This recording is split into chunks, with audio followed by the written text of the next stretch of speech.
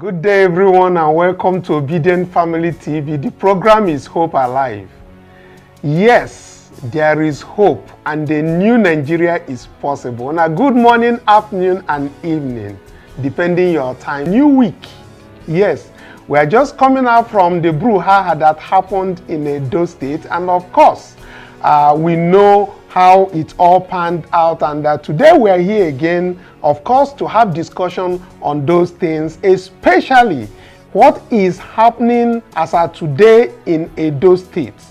Nigerians are reacting over the protests that is going on in east and south of Edo State. The indigenes took to the streets talking about the rigged gubernatorial election by the APC and INEC.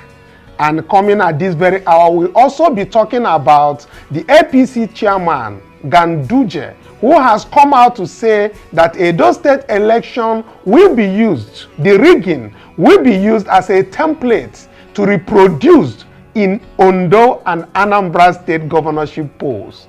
We'll be having all of this discussion and the reactions coming out from that. And of course, all the videos of the contestants and how they take it.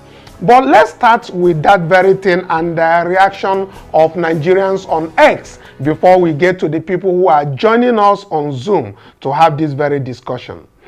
So let's start with the reaction of our people on Zoom who had expressed their own thinking or their opinion.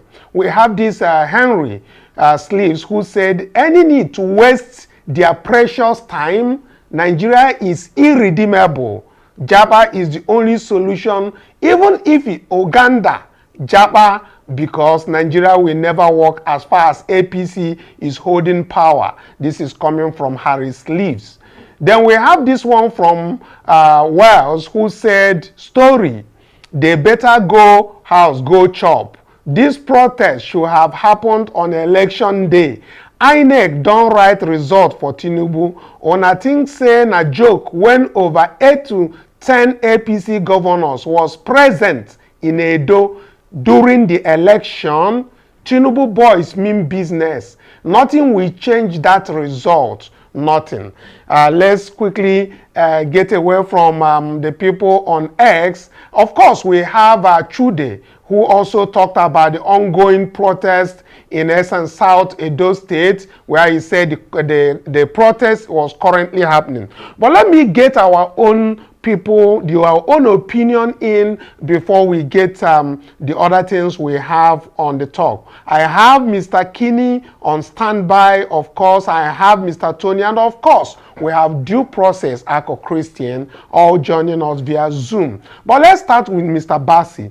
Mr. Bassi, you had these protests erupting in Edo State, and we can see people marching street by street.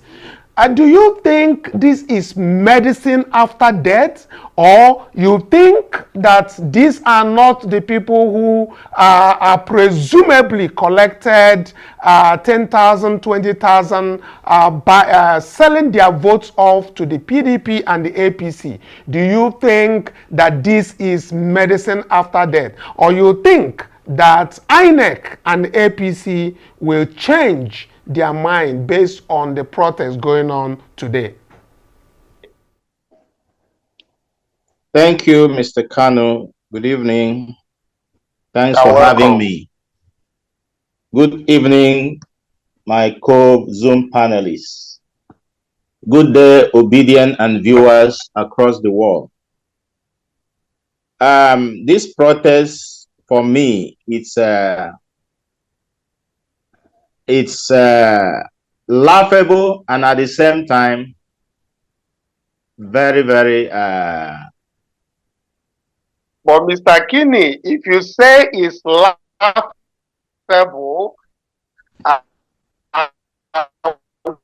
we always look at their grievances and all of that. So why would you say it's laughable? It's laughable. It's laughable because I can't imagine them disappointed diaspora who invested so much energy and resources to the birthing of a new leadership in Edo State. But what we had was they traded their destiny with money. That's the reason why I said it's laughable. Because they had opportunity to do the right thing and put their name on record that this is the set of Edolite who truly voted the right candidate rather than selling their vote. But we all saw the report that came out that people traded their vote for money. So why would you sell your vote and then all of a sudden you suddenly wake up from sleep and it dawned on you that your decision was not accurate? And that's why I said it's laughable. And I don't know why they think the protest is going to change anything, because the result has been announced. INEC is not going to go back on the announcement that they have made. Even if they will make a representation of reviewing the results, it's still not going to do anything. So, and I don't even see that mandate being recovered from the court. So, for me, they have done what they feel was right for them. So let them live with it. That's the reason I said you can't eat your cake and have it. So my only concern. There is something to bear in mind, Mr. Bassi. As you know, APC in that the Tinubu-led government weaponized poverty in Nigeria, and people who are going out there to vote, yes, we said they should vote their conscience, but supposing that the hunger is so much that they needed to get money to even feed on that very day, what are your expectations? Don't want to believe in that weaponizing of poverty. You see, because if you have been afflicted, must you continue to live in under affliction? When you have an opportunity to free yourself from that affliction, would you, because of one momentary moment or sweetness that will not last beyond 3 hours, sacrifice the future of your freedom? Let me put it that way. So I think I am not sympathetic with all the people that took that decision. My only concern is that the people in diaspora, the Edolites at home, disappointed them because they trusted and believed in their people that they will do the right thing. And that issue of conscience, I also would want to differ with you on that. I don't like to use the word conscience, because what is conscience for one might not be conscience for another. So if I said, listen to your conscience, it is even possible that you don't even have conscience. So why would you want to put you in that test of using your conscience right, and possibly maybe 8 years? So, and decided to do the right, then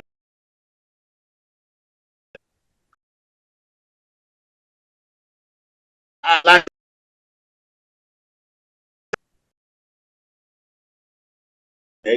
and for me, going out on the street to protest is irrelevant. It's immaterial, and that's why I said it's laughable. Thank you. Okay, thank you. Again, one of the reasons why I also was talking about APC weaponizing poverty again is there's this very news of a young lady who actually send off or throw away their child because of hunger. So that's why I was talking about the weaponization of poverty in Nigeria is something else. From the stories and the video circulating on the social media, we were able to see that a young lady had to let go of her own child because of not having money to get child's feed or even the food to give to the baby. We saw the lady, she was crying also. People had to, rescue the child, as the case might be. So that's why I was talking about the weapon that is being used against the people. This young lady, of course, people, the child and the mother is okay. I think people has assisted, took them to the hospital. But the fact is that she said she could not be able to feed the child, and that's why she had to let go. What is your talk? Just a minute on this. Yes, it is no longer news that Nigerians are suffering. But having said that, it's still not a criteria for someone to want to throw a little baby, the life of that little child, into the sea or into the river. I must also commend the people who rescued that little child. But again, like I said, we agree, we know that APC government had weaponized poverty. And that's why I don't also want Nigerians to live with the fact that because of the weaponization of poverty, so they should also give in. This is the time for us to stand up and take a decision to rescue ourselves from the slavery or the shackle of poverty or bondage that we have found ourselves in. So I expect that when we go through such situation, there is always a hope. There's always opportunity for us to look at the light. There is always a light at the end of the tunnel.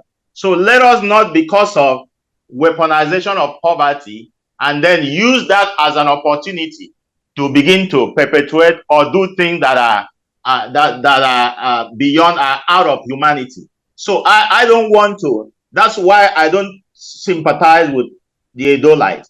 I don't want to sympathize with them on this particular matter. So let us live with our decision. That is what we have decided to. And for instance, let me tell you this. When we look at the figure that came out of INEC, that the people that have registered and collected their PVC, over 2 million. But how many of them came out to vote?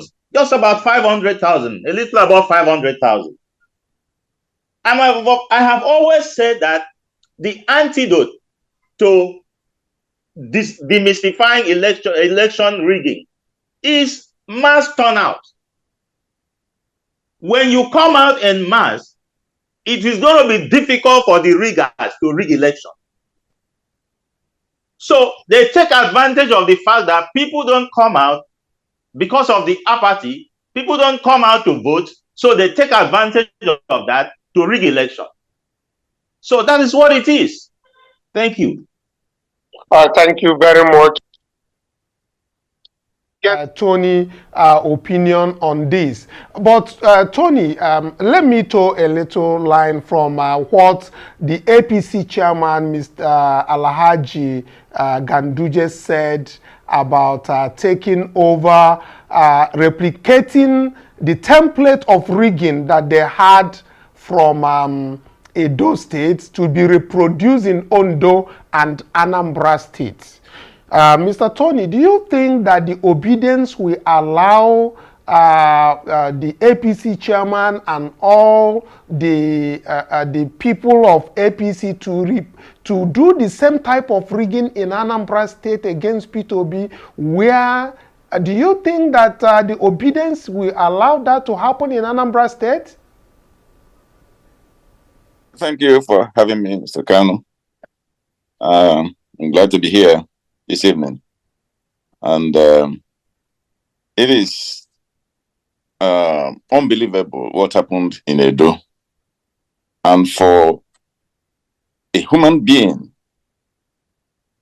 who watched what happened in Edo to say that they're going to replicate that in the two states, elections coming up in two states, does not bode well. It doesn't bode well for this country.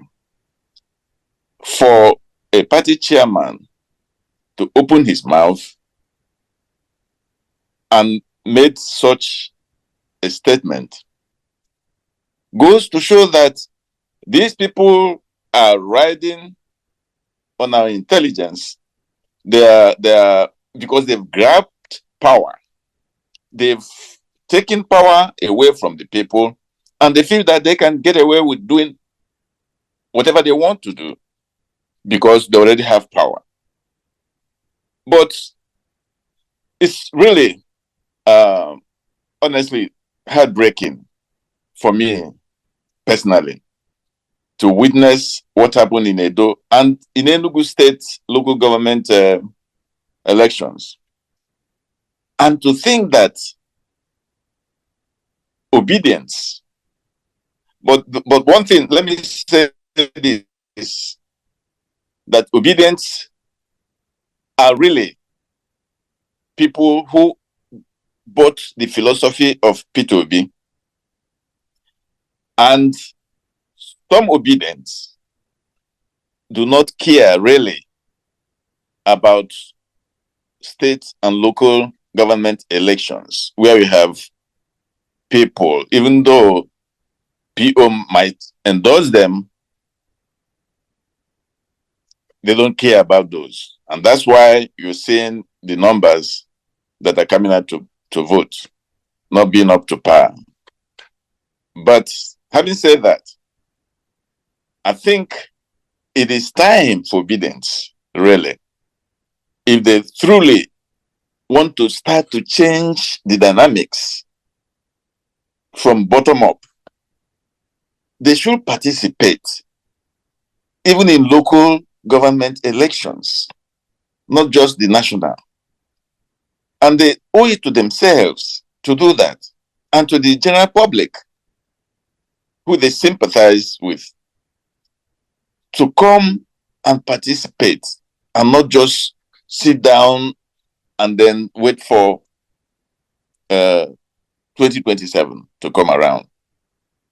So in this Anambra and the Edo elections coming up, we've seen their pattern, we've seen their game plan.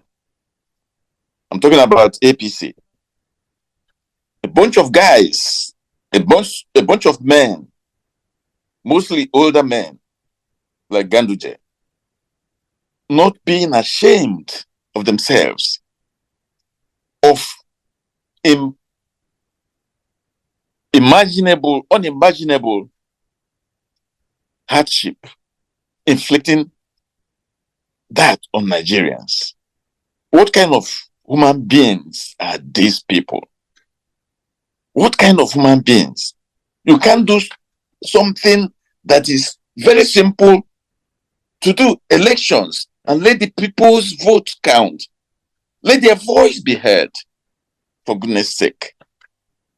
And you're sitting in your luxurious house saying that you're going to replicate what the nonsense that happened in Edo State. Everybody except APC members are condemning that, what happened in Edo. Even Yiaga Africa said that the manipulations happened at the collection centers. And I think I mentioned it some time ago, that this is where they bring in their stuffed ballot papers and change the numbers at the collection centers. The polling booths might be, the result might be reflective of what the people want. But now in collaboration with INEC officials, those the so-called professors, and it was a professor that rigged Enugu State's governorship election. A so-called professor that's supposed to do the right thing, but he washed his hand off and talked nonsense. So we are really in trouble in this country. Now, Nigerian election, and even in the past, has been a marketplace, like where you have willing sellers and you have politicians who have reaped our national cake, our common wealth. That says part of it aside to rig elections. Bye. But this APC, starting from 2015, has made everything worse. Has made even buying and selling in elections look like ice play. I mean, in those states, they have come openly to say this is the way forward. Can we let that happen? Can we? They don't care. They don't care, and they will continue to do so until they capture the whole country, the whole states. And this same Ganduje has predicted that the whole of Anambra, Enugu, Ebonyi is already APC, but Anambra, Enugu, which are Imo is already. So the rest of the Southeast, even River State, will go to APC in this coming election. And they're working on it. So they have weaponized poverty.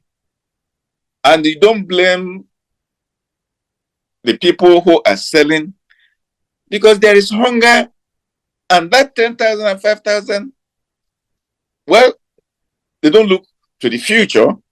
They don't care whether it carries them that day or the following day. They just need something to eat.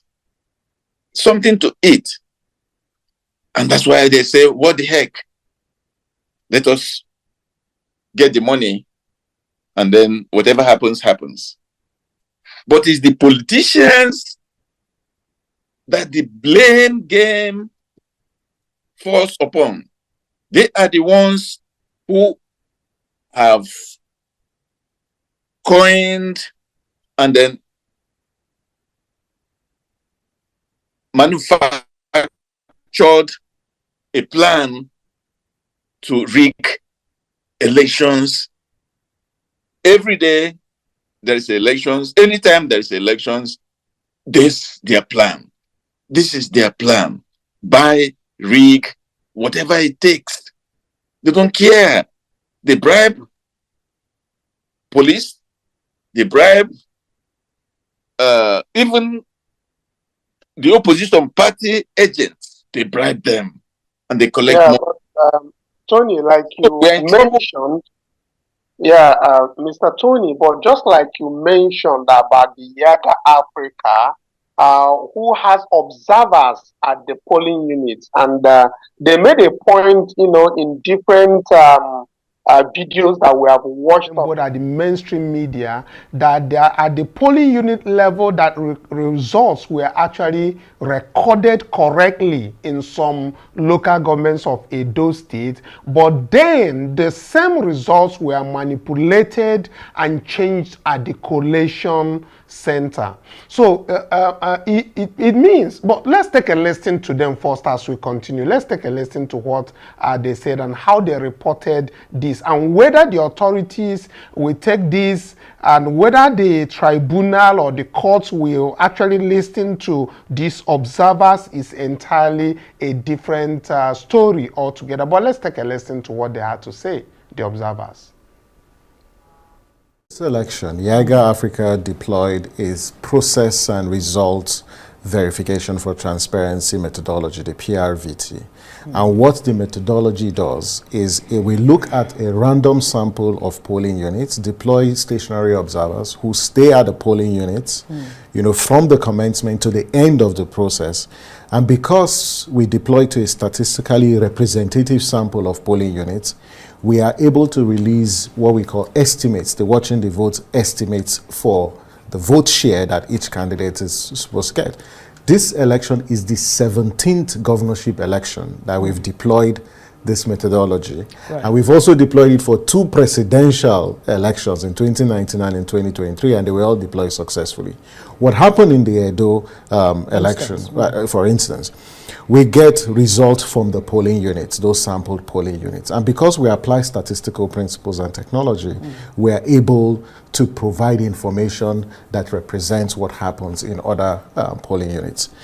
For this election, the process of accreditation, voting, and recording of results at the polling unit complied substantially with the procedure. In other words, those processes were seamless and they were transparent. The challenge with this election was that when the results came to the collation center, in those 4 local governments that we highlighted, those results were manipulated, they were altered, and so some of the vote shares fell outside the margin. And this was actually across board. So the real issue with the election is the collation process. And so results were altered. So a classic example, if you look at Oroedo, for instance, there was a 10% increase in the results that was announced for the party that won Oroedo.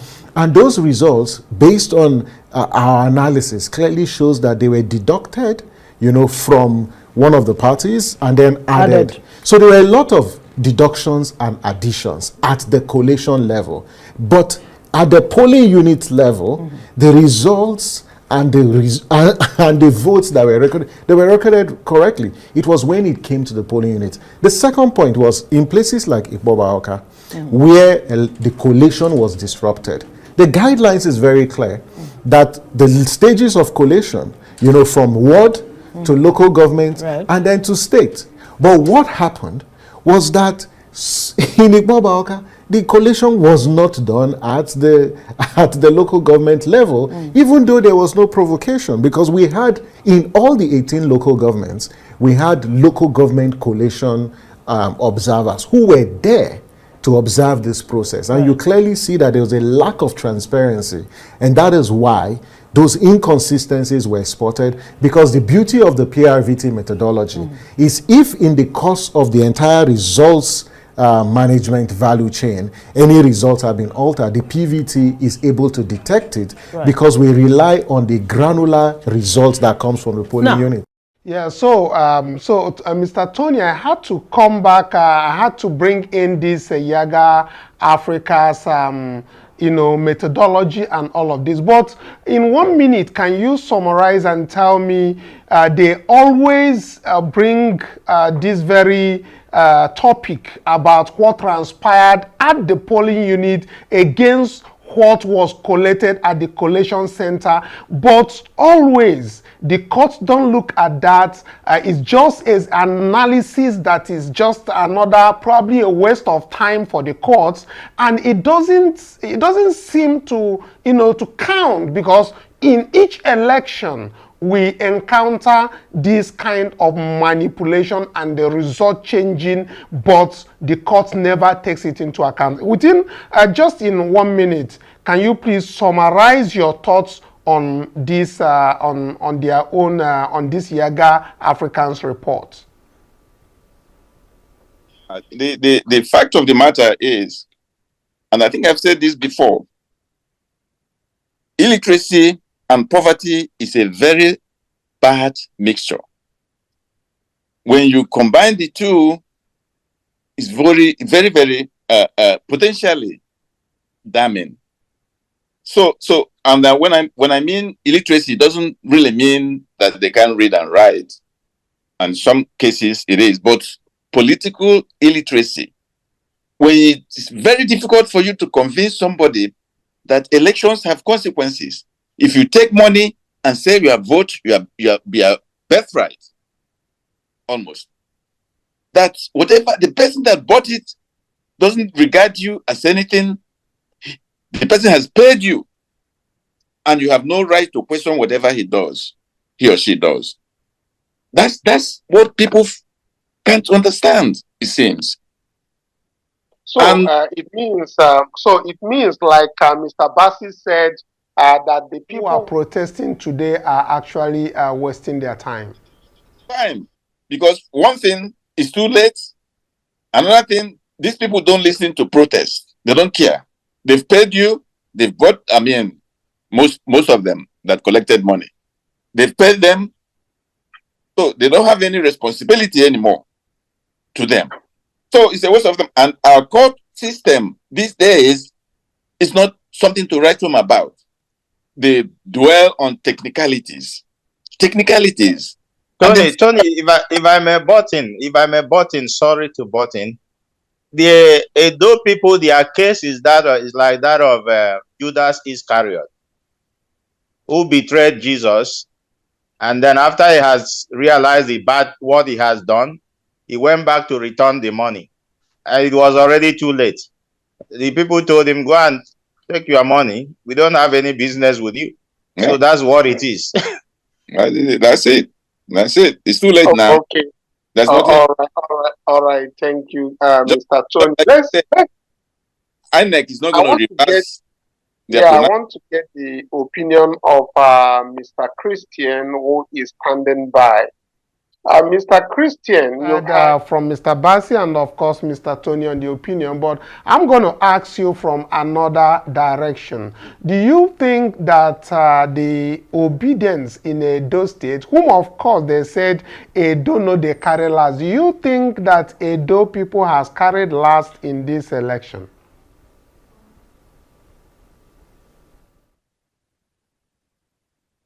Mr. Christian, are you there? Yes, I'm there. Good evening, everyone. It's very, very heartbreaking that we had to sit and discuss this very, very bad news. Edo State supposedly should be a state of enlightened people that have a mind of their own and stick to it. Unfortunately, they've shown that they have a price after all. They sold out completely. And those who sold out the more were those who stayed away from the election on grounds of apathy. Mr. Christian, I just want to, get this very right quick. I believe that Edo people are more exposed and more enlightened. And why I say so is that I believe that majority of the households in Edo State are represented abroad, meaning that they have somebody that is outside of Nigeria who, of course, tells them what is right, or at least who sensitizes them. So, and that's why there are some beliefs. Some people believe that they don't know they carry last because then get somebody where they outside will go tell them waiting be the cocoa. So, but it seemed in this election that the Edo people outrightly went against their own people in diaspora, because I've been talking to many people in diaspora who are indigenous of Edo State and who had expressed very grievances against their own people in Edo State for what happened last Saturday. What is your take on that?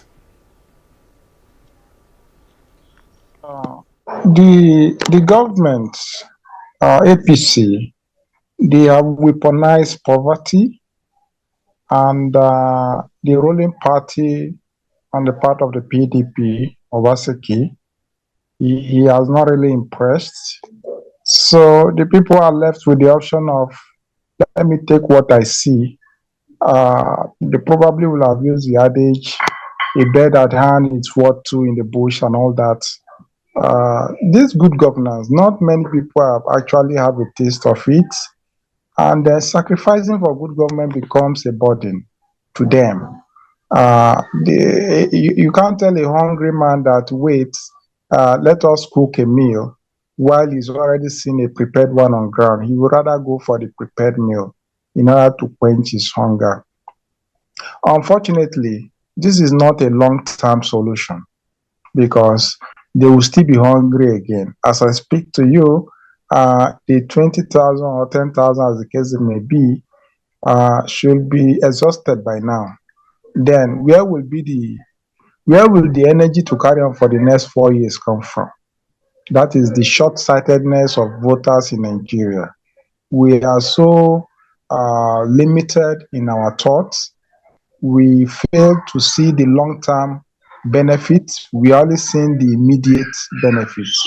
APC, no doubt, have weaponized poverty. What I will advise now is the movement should look inwards and let's find a way to make impact in people's life. By the time the people in the grassroots are seeing the light, they will have hope to wait. At least, Mr. Kanu, if you are on the queue and you see the person ahead of you is being served, you have hope that if you have patience, it will get to you. So there is need for obedient family to lay foot in each state, have projects running that will take care of obedience. Is very, very important. And the leadership should see in this direction such that obedience can have financial liberty.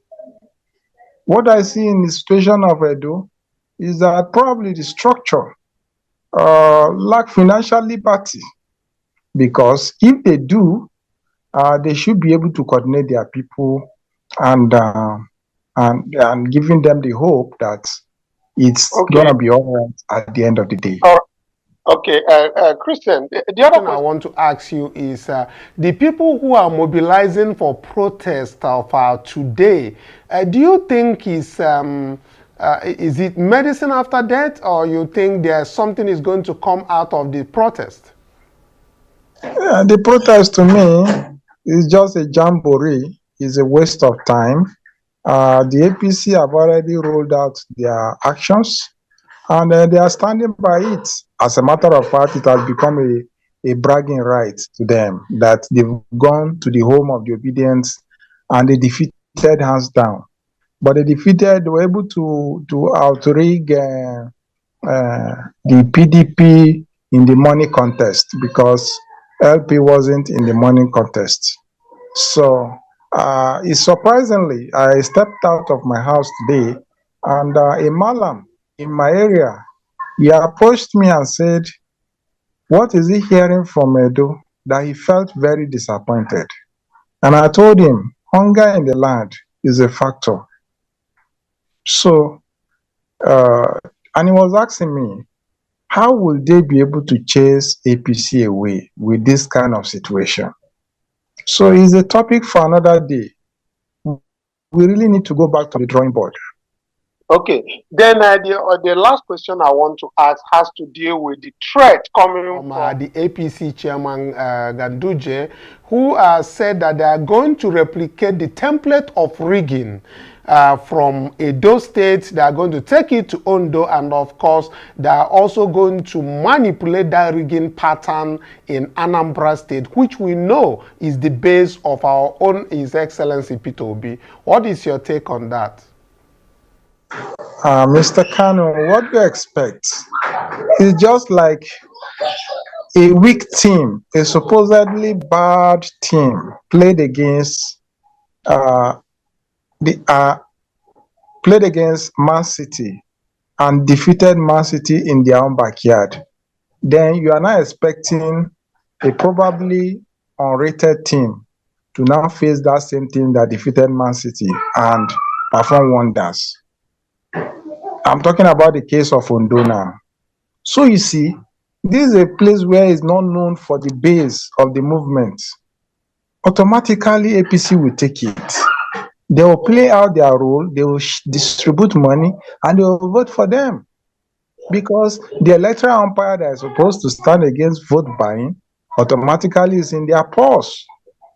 So, okay, one thing that people have not even realized is that those people that are presented as returning officers are actually APC boys. What do you expect them to return? Most of them claim to be professor of this from social university in Southwest, professor of this from University of Lagos, professor of that from University of Ibadan, professor of this from all these Southwestern universities. Who goes to those universities to find out if they're actually professors? These are young boys, and from their tone, from their speeches, I doubt any academic flair in their speech. So what I'm talking about is in reference to Imo State election, when the election was boldly rigged. And I saw through the lips of the returning officer, the supposed INEC returning officers, and they were making a presentation of a very rigged result. I felt sad for Nigeria. There should be a forum where we'll be able to scrutinize the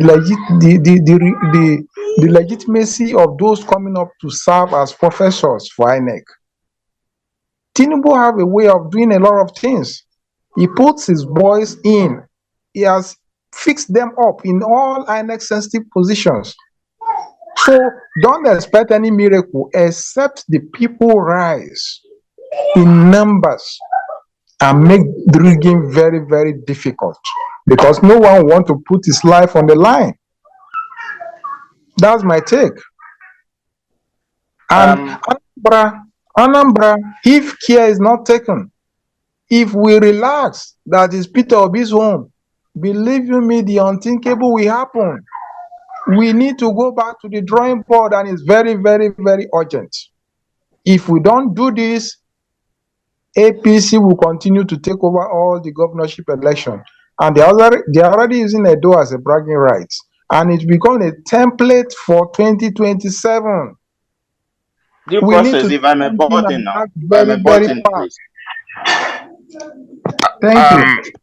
I like to liken, Mr. Kanu, I like to liken what has happened today to the case of what transpired in the early church. Sorry, I'm going to bring this analogy into it.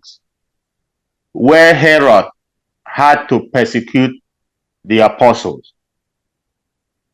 He first went and grabbed the first one, killed, went to the second one, and the people were sleeping until they woke up and started doing something. Herod would have decimated all the apostles. So I'm going to put this a charge to all the Obidient in Edo. APC have drawn a battle line, and it is now left for us to rise up and respond to it appropriately. If we go to sleep, it's not going to come out well. Just like the Ganduje will not go to Kanu and issue such a threat, and Kwankwasia movement is there. I want Obidient movement to take this as an affront on Obidient, because Anambra is Obidient headquarters. That's the place of our principal. And if we allow Ganduje to carry out that threat and go and succeed, they would have decimated us. Let me tell you, what has happened in Edo has emboldened them for them to make such utterances.